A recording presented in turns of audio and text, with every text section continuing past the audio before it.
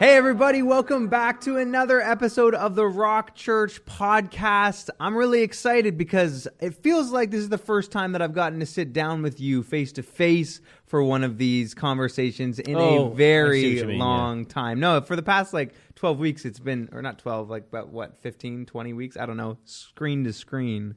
Yeah, I think the first one we did live with, being distanced. But I think after that, they've been all on Zoom.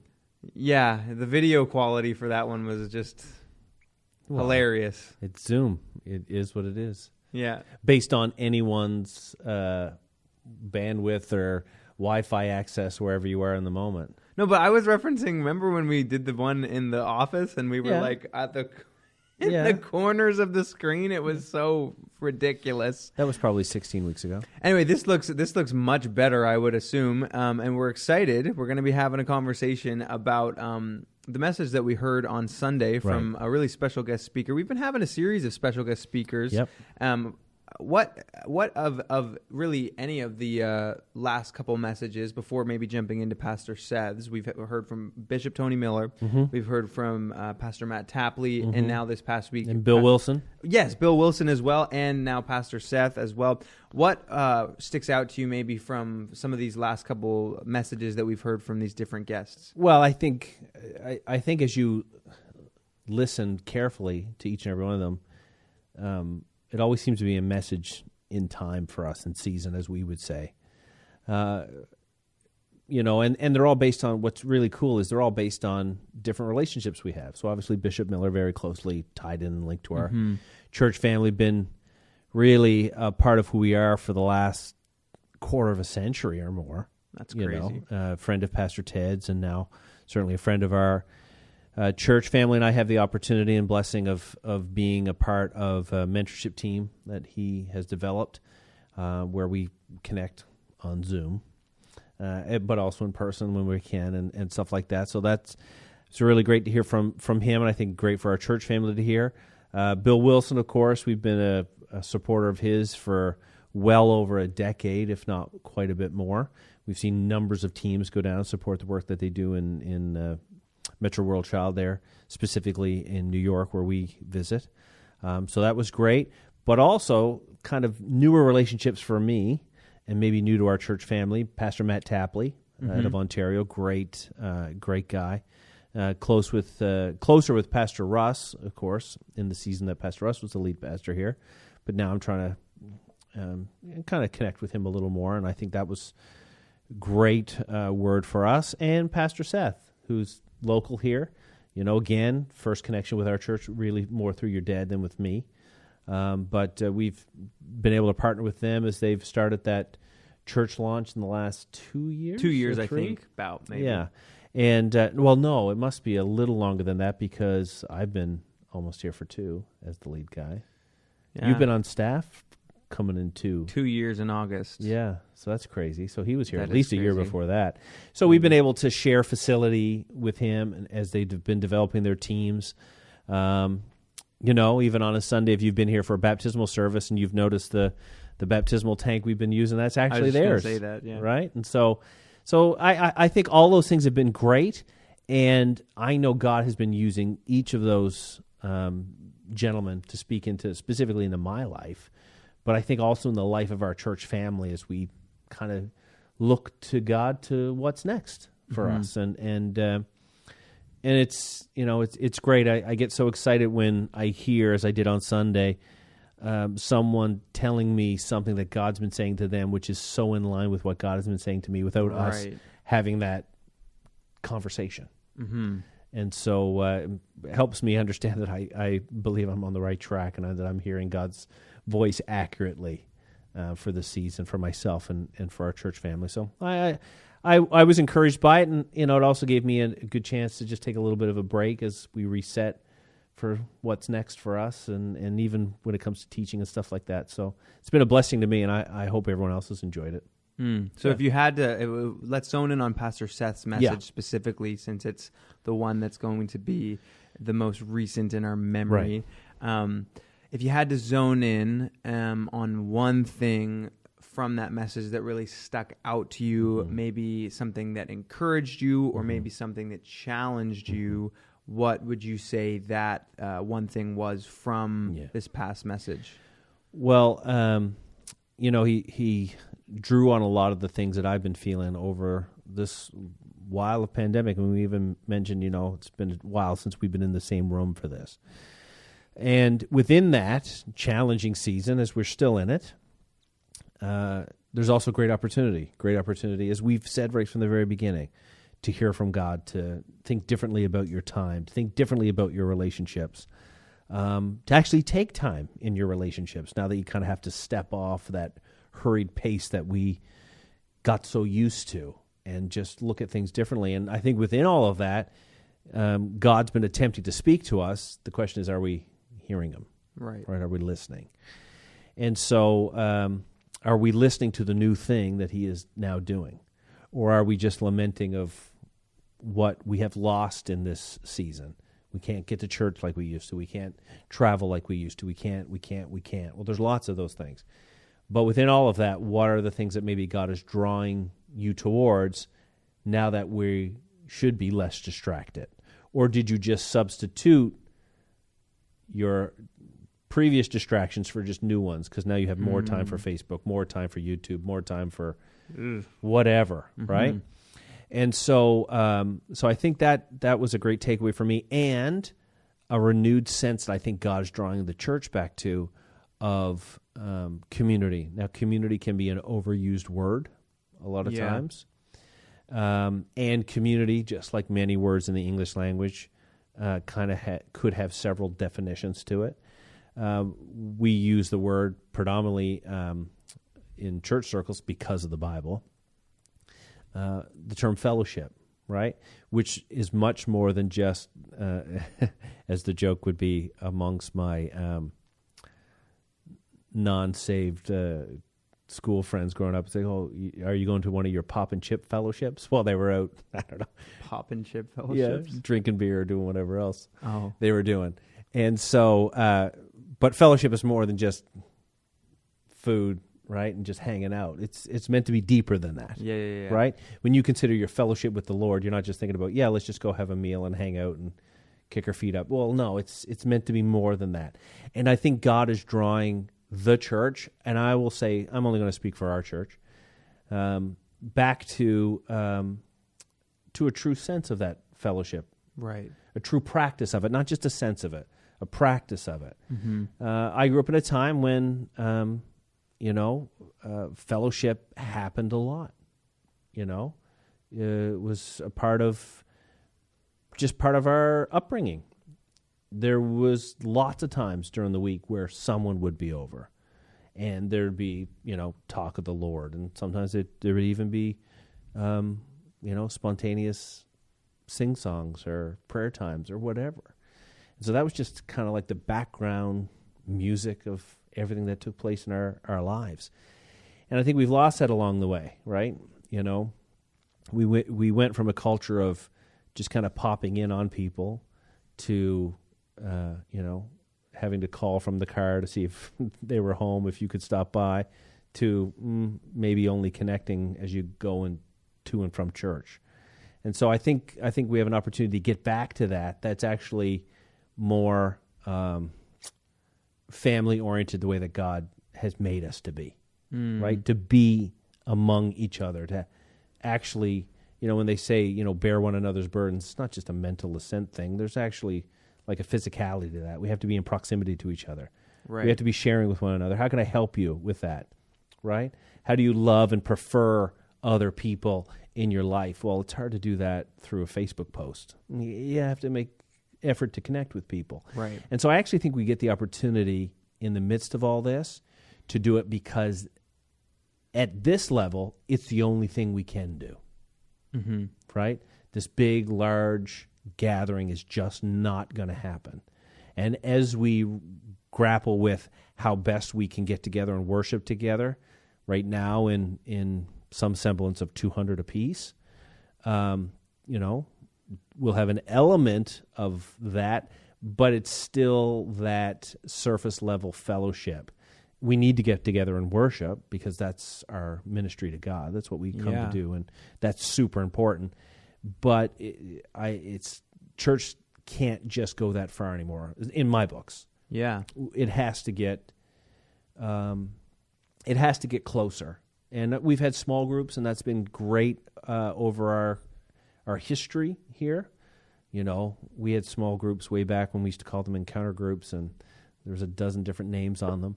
But over the years, cell groups and all that kind of stuff, and that's always been an element. But I think right now, maybe it needs to take a more of a front seat to it, because I think we've lost something along the way, and that's really where, you know, discipleship takes place and relationship grows. And I've grown up in church, and so I've been at a lot of great church meetings. But if I recount the really impactful times of my life, very few of them happen in a church service. A lot of them happen because we were together somewhere and someone started a conversation and something spontaneous. Spontaneous is the wrong word. Something divine, you know, opportune, according to the Holy Spirit, took place. That only happened because we decided to be together, right? And sometimes that happens on a mission trip when we're together. Sometimes it happens in the context of small groups, or just because you're hanging out and you're doing more than just hanging out. Your focus is actually on the Lord and you know what He might be saying to you in that moment. And so I'm believing for that, for our church family and for myself and for my own family, right? And so there's still lots of great opportunity in the midst of all of these changes to embrace these things and really hear what the Holy Spirit's saying to all of us as a church family, but also as individuals. So we want to double down and embrace that, you know, focus on what we can be doing as far as that is concerned. And I would agree with you. That's definitely been my experience. And I think most people, if they were to take time to reflect on their own experience following Jesus over however many months or years they've been at it, that really most of the real turning points and real kind of formative moments, it all tracks back to relationships. It all tracks back to somebody who is mentoring you or influencing you in some way, shape, or form. And there's such great opportunity to lean into that in this season. And the other thing that Pastor Seth mentioned that I think too ties into this idea, he mentioned at one point in his message about how, you know, there's never been a time in his life where he's gotten so close to his neighbors. Yeah. You know, and so just as much as this is an opportunity for us to maybe rediscover some of the depth of community and fellowship that, you know, perhaps can be lost sometimes in some of the previous ways things have been done in the past, I think as well, it's also an opportunity to rediscover some of those same things, not just with our Christian brothers and sisters, but kind of with like an outward focus as well. The people in our communities, our actual neighbors. You know, we always talk about love thy neighbor, and of course that's applicable to, you know, everybody. You know, all people in the world. But there's also a real concrete application of it too, in that we all have neighbors. So, what do you think about that? Like, well, I think the core of what God is saying to us, if we're listening, is, how does all of these things that we know about, and we'll call it Christianity, how does our Christianity become personal? Personal with you and the Lord, right? Personal as in it takes place in your home. Personal as in how you look at your neighborhood and your neighbors and the people around you. Right. Like you're living out your relationship with God in those very real places. And it's not just about some place you go to on a Sunday, as important as that is, right? And so I think it's because it's all we have the opportunity to really kind of focus and listen and discern those things in a different way, rather than, okay, let's just think of it in the context of us at church, as in the pastors. So we're always looking for ways to how do we organize a large group of people to do anything? How do we organize? It's just like we're trying to do on this coming weekend. How do we facilitate only being allowed 200 people here? right? Yeah. And how many of those do we need to connect with as many people as we can? And those are all great things to try and figure out. But we also want people to impact the world around them. And you can't really program that well, right? We can do hey, invite your neighbor to church Sunday, or we're going to do this outreach, or we're all going to go help with this great community group that's doing whatever. And we'll try to organize those things. But it's really hard to kind of spark and inspire an individual to say, okay, I'm going to take ownership for this for myself. How am I going to connect with the Lord this week? How am I going to connect with my neighbors this week? And I think we have an opportunity to be led by the Holy Spirit to say, okay, I have to take personal responsibility for this. I don't just wait to go to some place and when I get there, it kind of just all happens around me. And it's a part of who I am, and it's a part of my Christianity. But then when I go back home, that's something that just kind of stays there. We want that experience. We want that connection. We want that drive, if you will, or even just a sense of God's presence to be with those people everywhere they go every day. And some of that's just a focus. Some of that's just a paying attention to the fact that, yes, right, God is, you didn't get that house because it was just the right proximity to the church. Maybe it's more than that, right? Or that was the school district that was just right for you. Maybe it's just about those neighbors that are right, left, and front and behind you. Maybe it has more to do with that than anything else. Mm-hmm. And so think differently about mission. Think differently about evangelism. Think differently about how you spend time with God. Think differently about all of those things. Right. It might include a place you go, like church, but it should be so much more than that. Right. And that's one of the things I just felt over and over again as Pastor Seth was sharing on Sunday. Okay, how do we get back as a church to that sense of community, to that sense of relationship, to that sense of purpose, to all of that? Right. But it's personal and not just this big moving organization that needs to be steered, trying to get all of us to do the one thing all the time, right? That's so encouraging that, you have that sense that these are some of the things that God is speaking to you in your own life and in your own leadership as far as our church is concerned. And then you kind of get that confirmation from another leader who's kind of discerning similar things. I think that's awesome when God does stuff like that. That's cool. Well, is there any kind of final challenge or word of encouragement that you want to give to everybody who's tuning in with us today before we close? Yeah, I mean, my biggest encouragement is, as we are able to now connect with people, choose to connect with people. Coming together for worship, obviously going to be important, and we're going to make every opportunity we can to see people to come and worship. We're still going to be able to provide an online service, and we encourage you always to take part in that. But look for other opportunities. Who are those within your church family you could reach out to and connect with? Mm-hmm. And be a little purposeful on it. It's great to hang out, and there's nothing against that, but maybe even in the midst of that, just open yourself up to what the Holy Spirit might be saying as you start a conversation, and maybe be brave enough if someone brings something up that they're believing for or working towards or whatever, just say, you know what, let's just pause here for a second, and let's just have a quick 45-second prayer, and let's say you brought up something, I'm about ready to start a business. Well, let's just take a moment to pray together and believe together. And let's all of us choose to begin to allow the Holy Spirit to help us develop that community fellowship, that thing that takes it out of the four walls of the church and just makes it a practical part of our lives. And so, but it starts with, hey, would you like to come over for a cup of coffee, a cup of tea? Would you like to we're going to go grab an ice cream as a family. Do you guys want to meet us there? Little things like that could be the start of really great relationships, and not the least of which, an opportunity for God to use you to speak into someone's life, a little bit of encouragement, even if it turns out to be nothing more than a really good time over an ice cream. That's awesome. So that's my only encouragement. That is awesome. Well, hey, thank you guys so much for tuning in. It's been a blast having another conversation with Pastor Chris as we take a look behind the message and flesh some of it out. hey, we have church this coming Sunday Yeah. online. You can check us out on YouTube and Facebook at 9:30 a.m. Atlantic Standard Time. You can find us by looking up Rock Church Halifax. And if you haven't yet, make sure that you subscribe to us on YouTube, like us on Facebook, so you can stay up to date with everything that's happening. It's going to be a great Sunday. Yeah. And also, just a reminder that this Sunday night, we do have the opportunity. Well, actually, no. This Sunday is sold out. Isn't that right?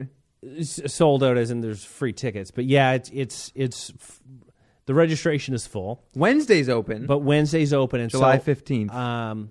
We encourage people to, as best as you can over this summer, embrace these times of worship again as you are able. And really our goal that night is to not, preach another sermon or to do anything of that nature, but just to come together before the Lord. Let's worship. Let's take opportunity to pray before God. And certainly people will be offering prayers while we're there, just to be able to pray for everyone, encourage everyone, and just be together in God's presence. Really, that's the start and finish of what we are believing for and focusing on in those times. And knowing as we do that, God ministers to us as we minister to Him, and we believe for healing and all sorts of things that happen in our midst. So, take advantage of those as best as you can, and we'll make more opportunities as we are able.